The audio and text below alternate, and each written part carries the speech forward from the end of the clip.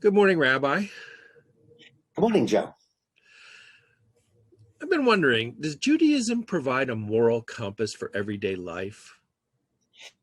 It certainly does.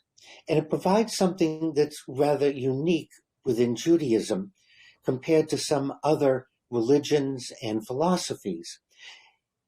There are only three real absolutes in Judaism.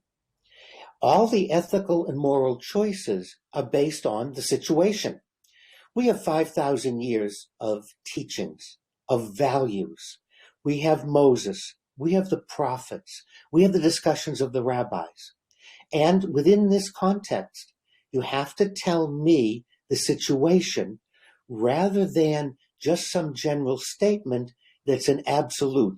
You should never do X, or you're forbidden to do Y, or Z is a sin. Doesn't work that way. Not in Judaism.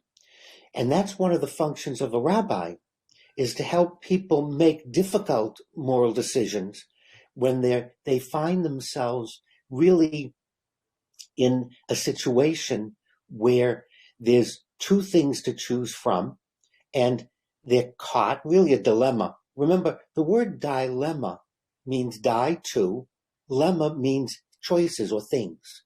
It doesn't mean I know the right thing to do, but I don't want to do it. That's not a dilemma.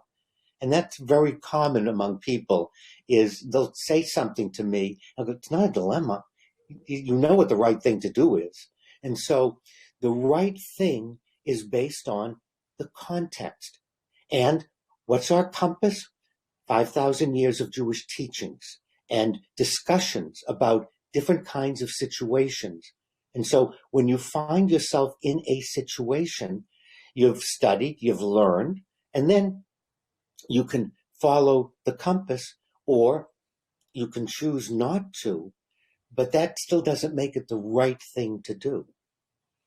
But we're not talking situational ethics, right?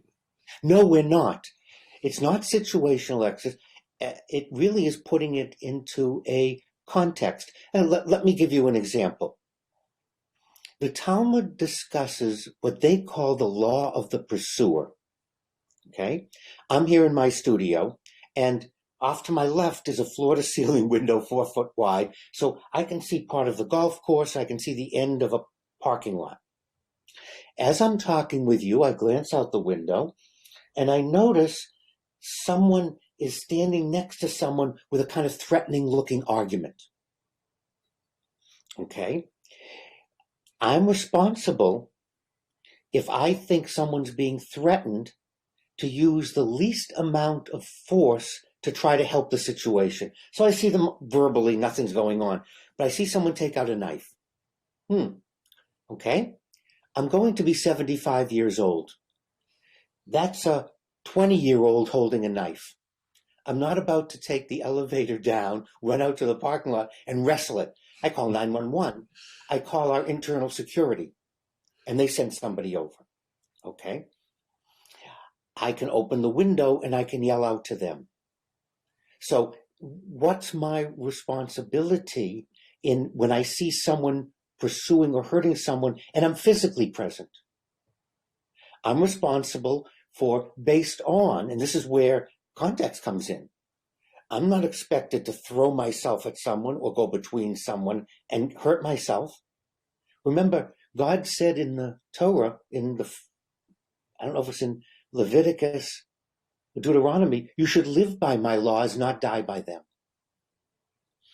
And so we find, what do? I see someone shoplifting.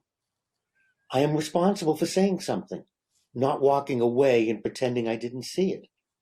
But I'm not responsible for taking out my 9mm and shooting the shoplifter. That's excessive, unnecessary to stop the situation. And that's very similar to what policemen are allegedly taught.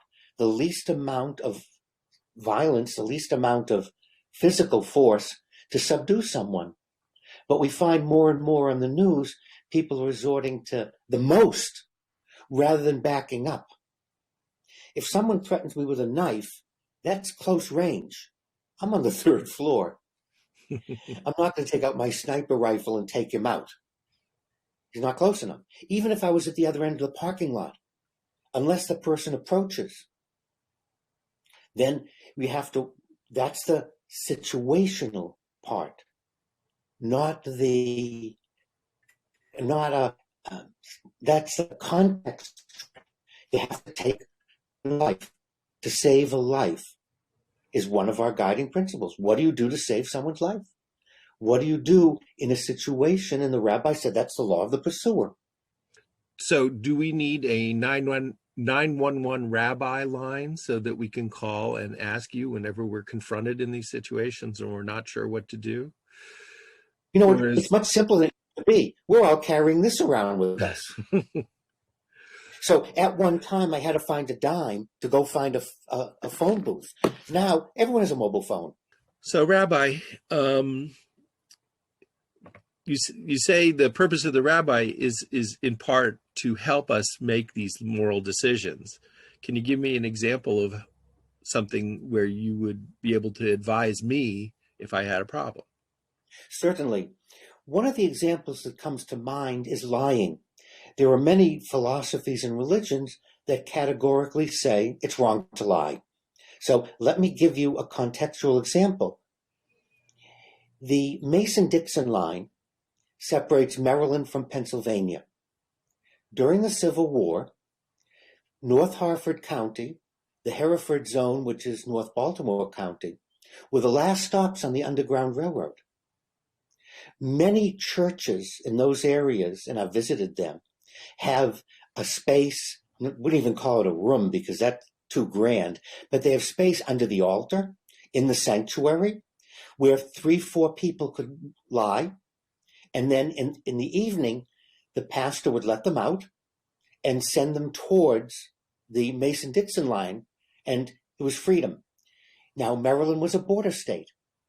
If you were hiding a runaway slave, you would be hung along with the slave. So I'm a pastor in North Harford, North Baltimore County, and underneath my altar, I have a woman and a baby. It's the last stop. That night, I'm going to send them across the Mason-Dixon line. Union troops have gotten wind of the plan, and they knock on the parsonage. And they say to me, we've heard that in your sanctuary under the altar, you're hiding some runaway slaves. Are you? If I tell the truth, I've condemned the woman and baby to death. And if I lie, then some philosophy of religion say should never lie. But Judaism provides us with an answer. It's contextual. Pekuach nefesh, saving a life, takes precedence. There's our moral compass. What do you do to save a life? You lie. Because that takes precedence over the absolute, which would state that lying is bad, wrong, or you're going to some unpleasant place if you do. So there is no question. No, I have nothing to do with the Underground Railroad, and I'm not hiding anyone. There's no white lies, there's no dodging. Judaism says that you don't play with it. You categorically lie to save a life. And at our next session, we'll talk more about lying. Okay, and we can conclude that Judaism has a built-in job security for its rabbis, because these are questions that we're going to have to deal with on a constant basis. Well, thank you very much, Rabbi, and we'll look forward to the next conversation. Thank you for having me, and I'll see everyone shortly.